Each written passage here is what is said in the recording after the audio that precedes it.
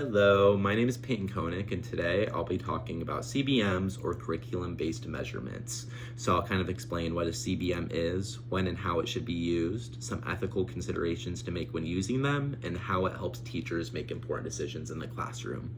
First, you might want to know, what is a CBM? So curriculum-based measurements, or CBMs, is a type of evaluation that assesses students' academic skills and progress across the entire school year, regardless of when specific content is taught.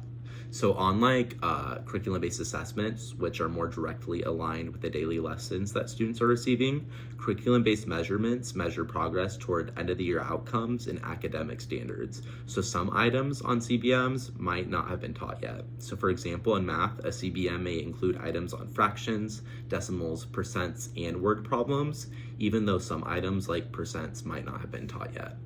CBM tasks can be used as screeners for all students to monitor progress throughout the year and to determine if interventions or referrals are necessary for students who need additional support. When should you use a CBM? CBM should be used periodically throughout the entire school year. For example, benchmarks often include the fall, winter, and spring, the fall being a universal screener to assess the progress of all students.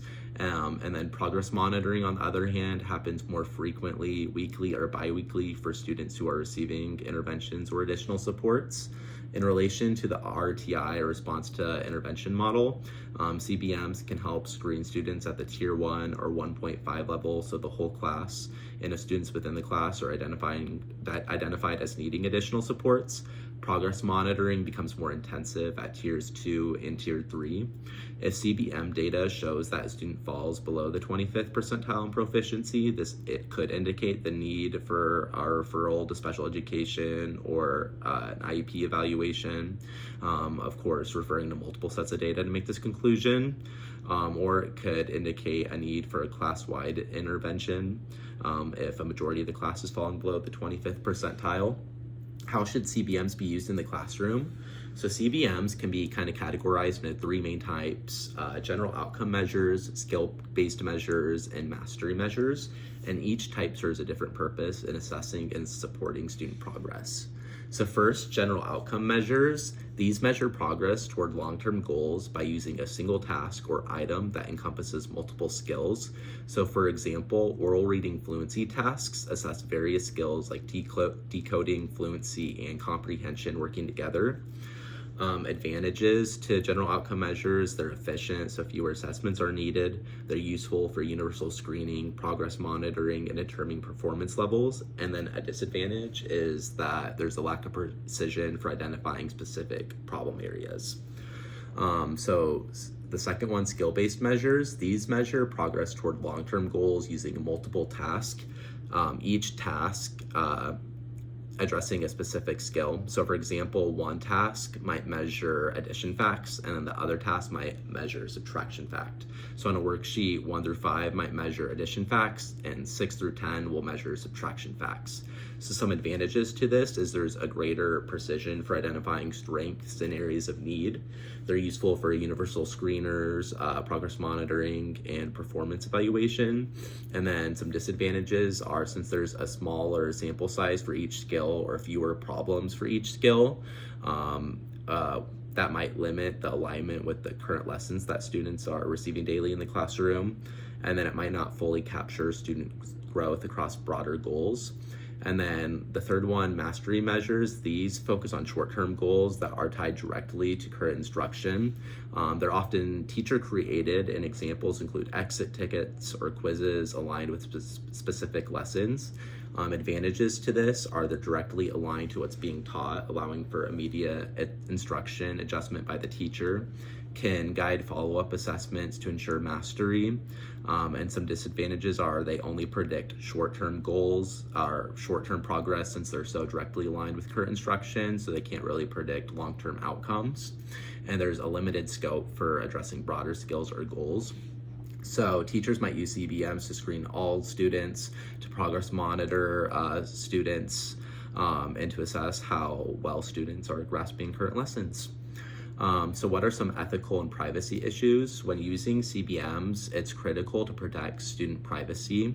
Data should only be shared with individuals directly involved in the student education, so such as parents, special education staff, the general classroom teacher, and other educators in the building who are working with the student.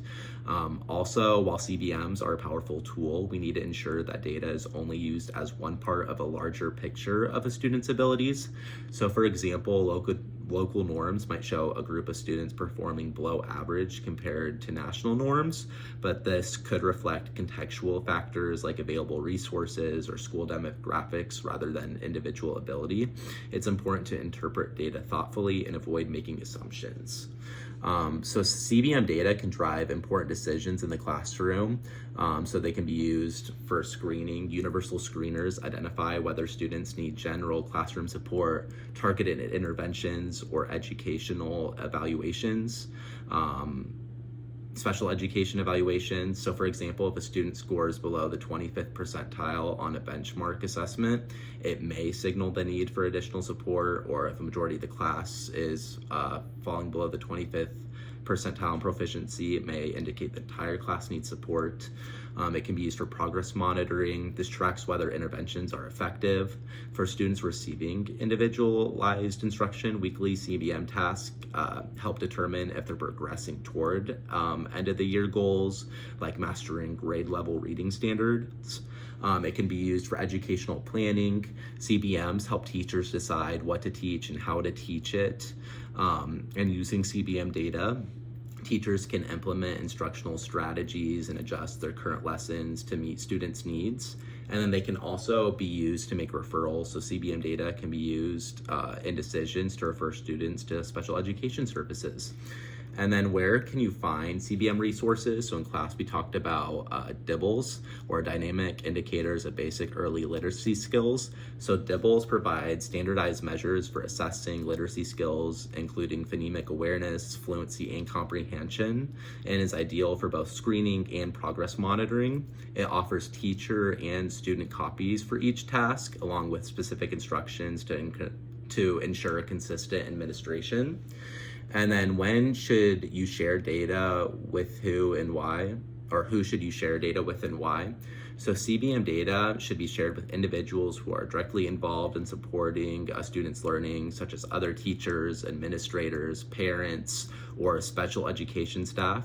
Sharing data ensures everyone is on the same page and can work together to provide the right support.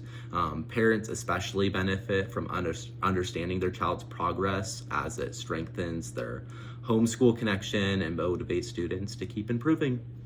Thank you.